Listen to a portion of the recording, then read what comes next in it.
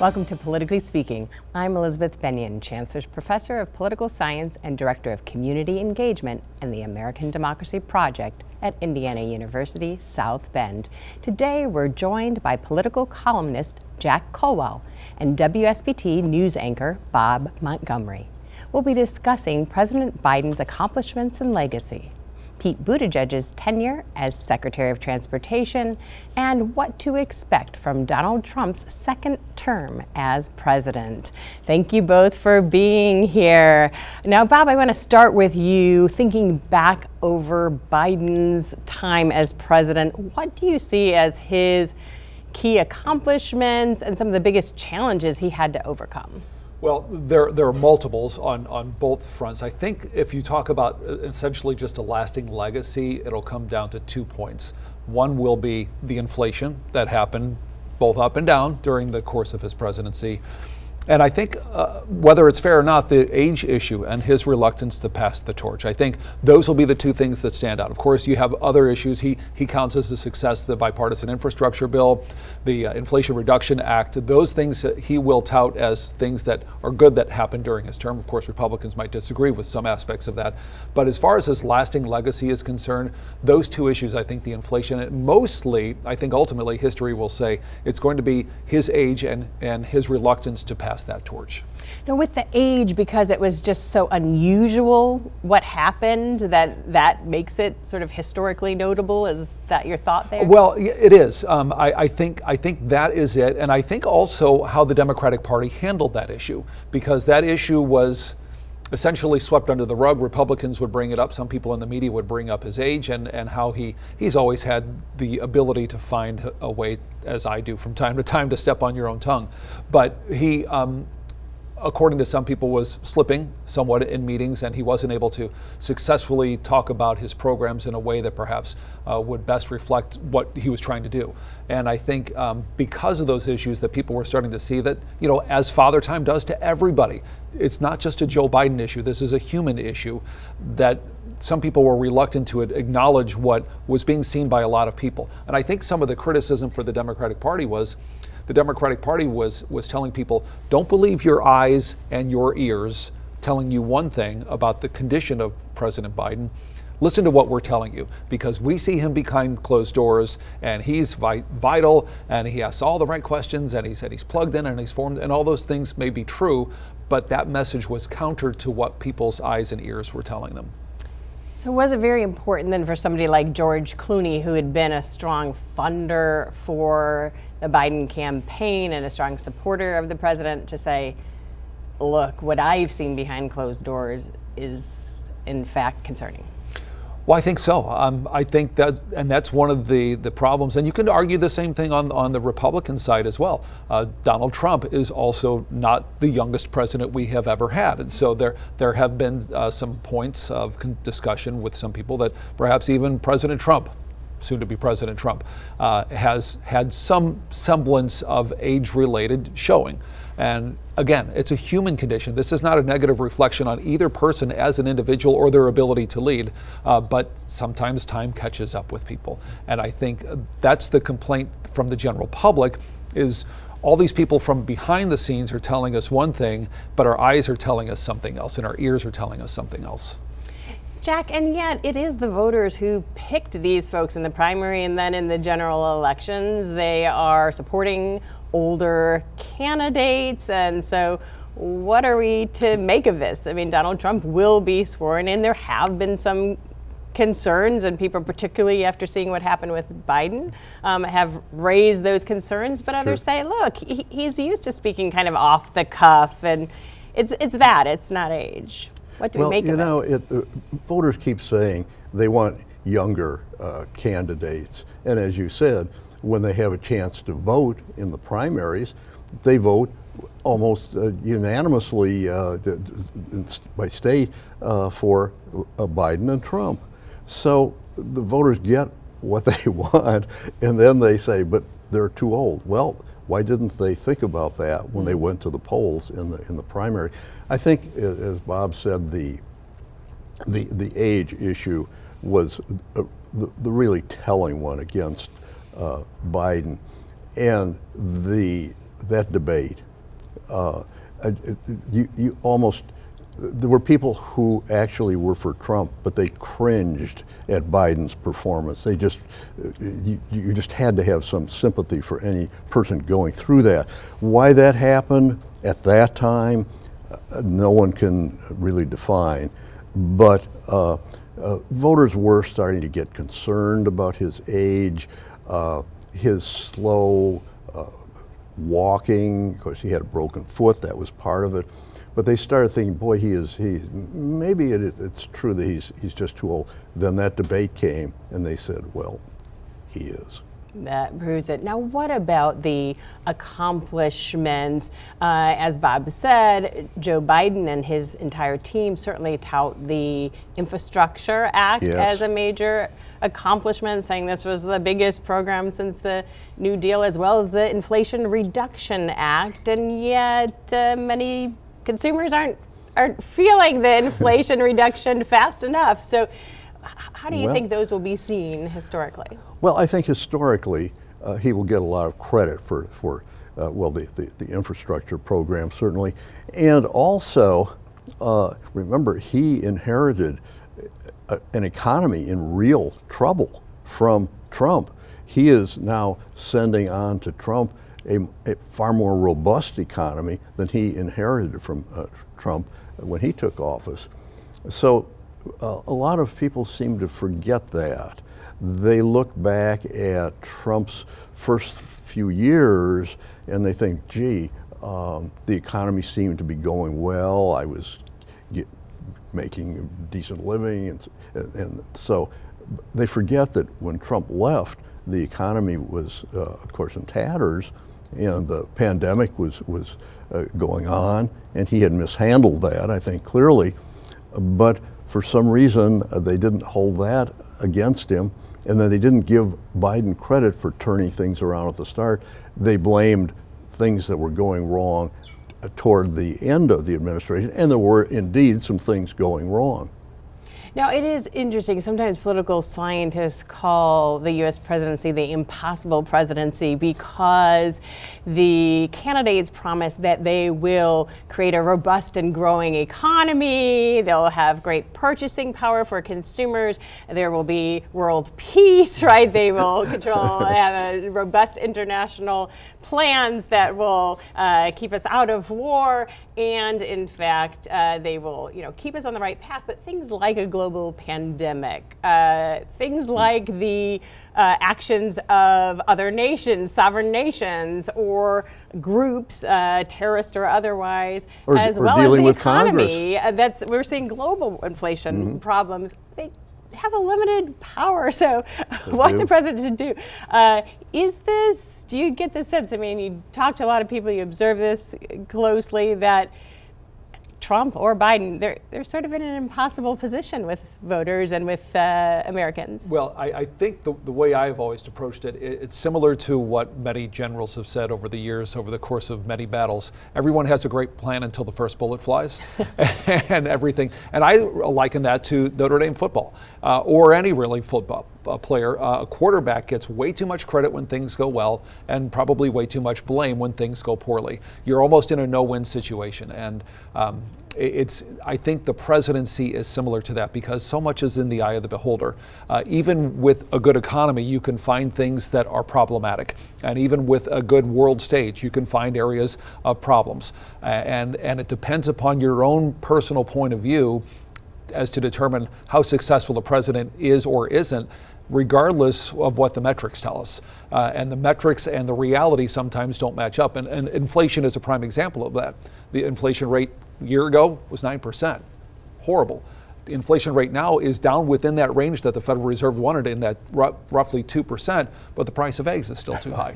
So it really depends upon your vantage point and how it's impacting you personally. And I think the presidency is similar to that, because no matter what they say and what they do, there will always be people who find fault with that. And there will always be people who actually find excuses as well. Supporters who will find excuses, the reason why. For example, you brought up COVID. That's a very real economic issue. When you shut down the economy, that tends to have a negative impact on the economy.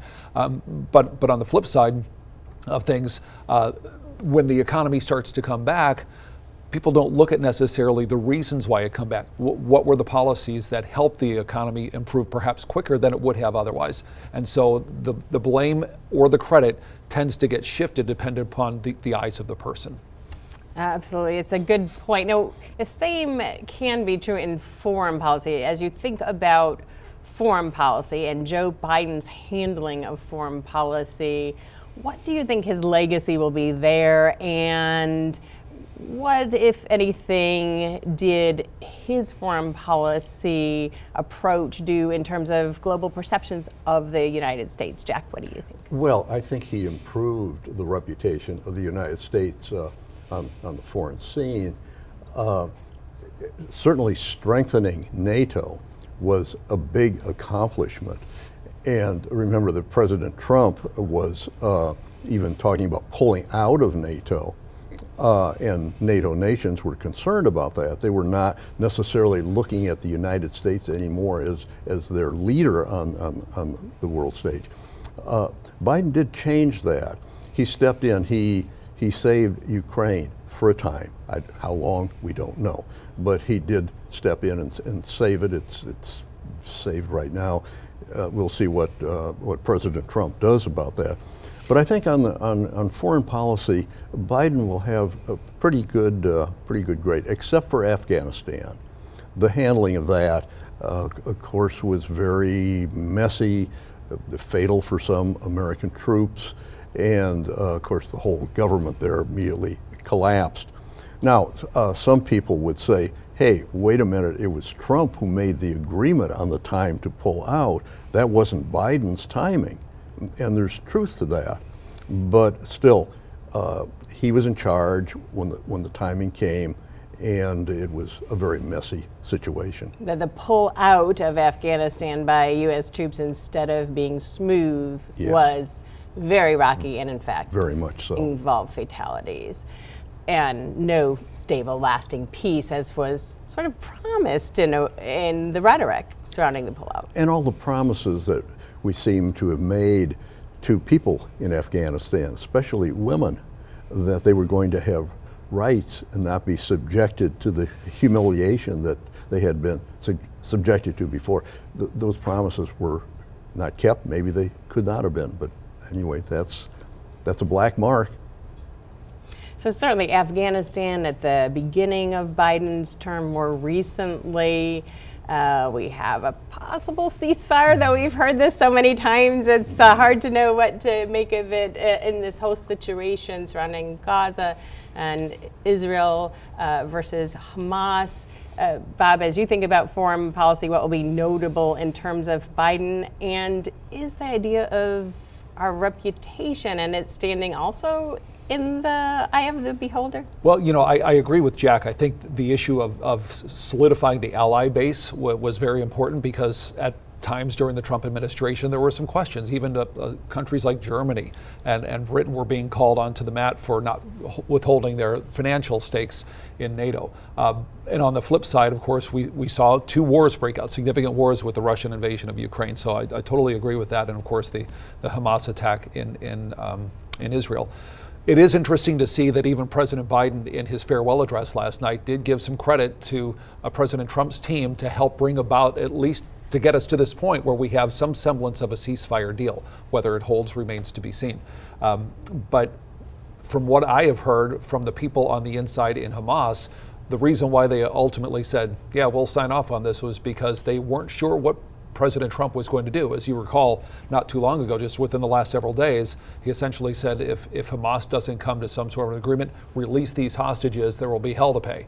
And so that is the question as to what's going to happen next, because I think the unpredictability, I'm not going to say instability, but the unpredictability of what President Trump will do in his second term on the foreign policy stage leads some people to believe that maybe we better get these things back in order. And that's one of the things he promised. But of course, the determination is going to be, how is this going to play out in the real world? Because you can speculate all day long as to whether Hamas was in the process of reaching this deal and they were really close and they just needed that one or two items.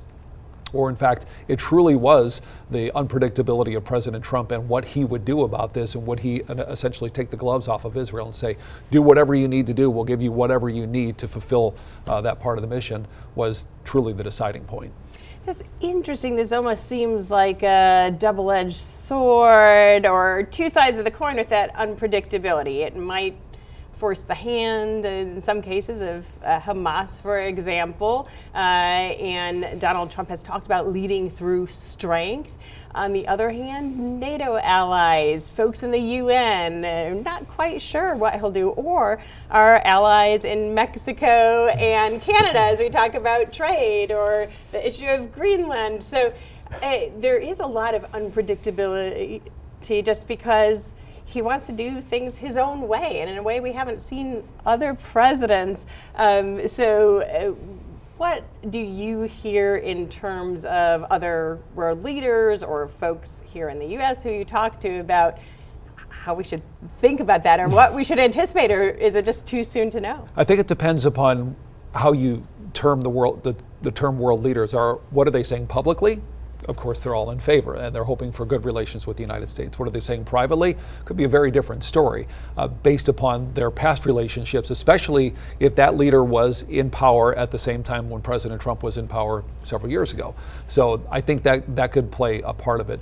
But ultimately, I think the question of world leadership is going to come down to the presidency, and the hope is from people who are on the inside in Washington that at least with this experience of having one term under his belt, he has a better understanding of the ramifications of the words that come out of the mouth of the President of the United States as the commander-in-chief of the world's most powerful army, and as the leader essentially of the free world. If we still hold that pattern, I think we still do.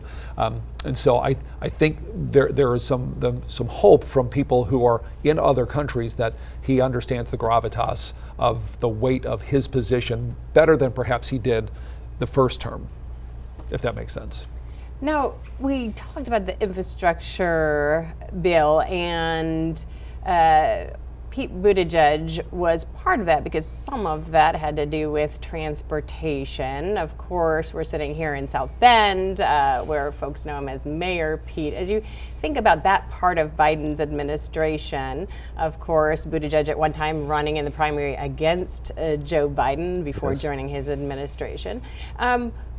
What does this mean for Pete Buttigieg? What is his legacy as Secretary of Transportation, or how do you think this might launch his political career toward higher office, toward office in Michigan, perhaps? It'll be interesting to see what he does. There are a lot of Democrats in Michigan who are encouraging him to run for governor there. In 26, and there are some problems with that. One would be if he was elected governor in 26, could he turn around right away and run for president in 28? President still is undoubtedly his ultimate goal. Now he could, I suppose, just decline to run in 28, but it seems like you can't decline too much. You can't get off that stage for very long, or they start to forget about you. So I think he really, if he could, would need to run in 28. Now, would being elected governor of Michigan, even if he was going to only stay for 2 years, would that be a real plus for him? Well, politically, perhaps it would. But what if he lost? If he lost running for governor of Michigan, and Michigan can go either way, and we don't know what the political winds will be like in 2 years. So it would be a risk for him, because losing for governor of Michigan might be kind of the end then of Pete's goal of the presidency. I think his legacy will be fine. The infrastructure projects are moving ahead, but they didn't move ahead fast enough. They didn't really help Biden because voters didn't see these new bridges actually constructed, these new highways actually paved, new airports actually built. Yeah, the plans are there, some funding has started, maybe even ground was broken in a few places, but they didn't see the actual projects. So to most voters, that, well, this is something pipe dream for the future. But in the future, they won't be just pipe dreams. They will be actually constructed. And as Mayor Pete has said, one of the ironies about that is that a lot of Republican members of Congress who voted to kill the infrastructure bill will now be there to cut the ribbons and take credit for all of these projects that would never have taken place if they had prevailed. Now, of course, his tenure as Secretary of Transportation was not without its challenges, certainly in terms of the airlines and people getting stranded, lots of canceled flights, as well as some problems with the trains. Did he do enough to make him a potential viable candidate for president in the future? What do you think, Bob? I think his learning curve was in the right direction. He started off with some of the issues that some were within his control, some were without. The East Palestine train derailment, I have a hard time believing that is the fault of the Secretary of Transportation. Yeah. The Baltimore Bridge collapse, same scenario. And some of those issues that he did get some flack for not handling perhaps as quickly as he should have. Some of that issue, I think, will stick to him, especially for the Republicans who will use that as talking points against him when whether he runs for governor or president down the line. But most of the people are saying, the Flyers Bill of Rights is a good thing. The ability to actually get your money back if the airlines cancel, when they overbook and those sorts of things. And I think the learning curve for him ended on an up note rather than the other way around, and that could tell a very different story. I agree with Jack that the presidency, I believe, is very much in his political future. Whether he gets there or not is another thing. But knowing how the American history has worked, that more presidents come from a governorship versus the South Bend mayor, would tend to be a reason why he will probably try to run for the governorship in Michigan. Why else is he moving from here, his lifelong home, up to Traverse City? Nothing against Traverse City, it's a beautiful area. It's a little colder, a little snowier than it is here. But I think that he will probably try to run for governor. Whether he wins or not, he's young enough that he can bounce back. He has time on his side, and he will do what he needs to do to stay in the public eye. Even if he's the governor, he will be the type of person, because the news networks love to talk to him. Both sides, the CNNs, the Foxes, the MSNBCs, regardless of the political spectrum, he's a good interview, and it's good for ratings for them. So he will remain in the public eye in some form or fashion, and I think that could help his ultimate presidential aspirations. Seems like this helped him with the Flyers Bill of Rights, too, because he was out there communicating it to passengers, and everybody wants to hear that they can get their money back and don't accept no for an answer. Right. Now, we only have a few minutes left, so let's talk Donald Trump. Obviously, immigration is an issue that Joe Biden also got a lot of criticism for. Donald Trump says he's going to work on this issue as well as continue economic growth. What do you see him tackling first? Well, it depends on the campaign promise. He had a lot of firsts for his campaign, a lot of first day issues. Of course, the one that's catching the most attention, that has the potential biggest impact, is the mass deportation issue of undocumented migrants. And the question remains, all right, who do I believe within his inner circle? Do I believe it's a true mass deportation of all undocumented migrants? How is that going to play out? Who's going to do this? What's the sausage making process on that? Or are they only going to try to go after the people who are documented criminals as undocumented migrants? It remains to be seen how that's going to play out. I'm sure there will be some form of executive order that will be signed right away, but the actual implementation of that is going to be a whole nother issue. And it really comes down to, like with really any politician, how much of the campaign promises will actually become reality? How much of it was essentially giving red meat to your base, and how much of it is a true aspiration that we're going to actually put dollars and cents towards to try to make this come to fruition. But I think that mass immigration issue will be the very first thing we'll be talking about, in fact, as early as next week. Even if it doesn't happen, and especially if it doesn't happen, because you're going to go back and say, hey, you promised on day one you're going to sign this executive order. I'm not seeing anything happen right now. So there will be a lot of that discussion, I think, predicted early next week. Yeah, Jack? Well, there's real danger for Trump in the immigration issue, because if hundreds of thousands of immigrant workers are sent out of the country, it's going to have a tremendous effect on our workforce and on the economy. And if there's a real worker shortage, inflation will go up.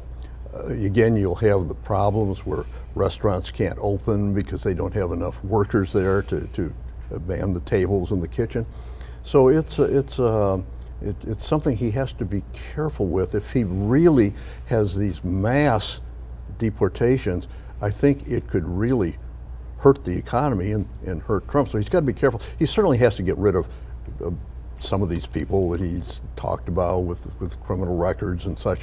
But he has to be careful not to just sweep all of these workers away and bring on inflation again. So that more narrow focus on people who have been convicted Yes. of crimes could be more popular on both It sides would of the be. aisle. Give something to his supporters to say, I'm acting without quite as negative effect on Yes. the economy. All right, well, we need to have 3 more hours to finish this conversation, but unfortunately, that is all the time we have for this week's Politically Speaking. I want to thank our guests, Jack Colwell and Bob Montgomery, for joining us. I'm Elizabeth Bennion, reminding you that it takes all of us to make democracy work. We'll see you next time.